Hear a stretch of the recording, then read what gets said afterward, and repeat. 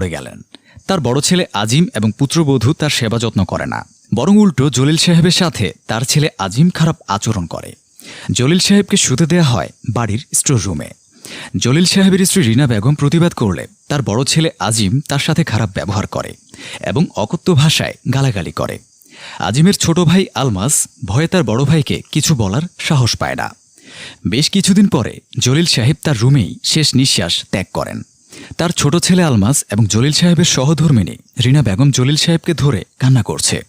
কিন্তু অন্য রুমে জলিল সাহেবের বড় ছেলে আজিম তার বাবার সম্পত্তির দলিলপত্র ঘাটাঘাটি নিয়ে ব্যস্ত। এরই মাঝে আজিম সাহেবের ছোট ভাই আলমাস রুমে প্রবেশ করে অশ্রুসিক্ত চোখে তার বড় ভাইকে উদ্দেশ্য করে বলল, ভাইয়া, বাবার লাশটা গোসল জানাজা করিয়ে দাফন করা দরকার তাড়াতাড়ি। ছোট ভাইয়ের কথার প্রতি উত্তরে আজিম সাহেব বলল, দেখছিস না আমি কাজে ব্যস্ত। ভাইয়া, বাবার সম্পত্তির ভাগ তো আমিও পাবো, কিন্তু এখন বাবার দাফন কার্যটা দ্রুত করা দরকার।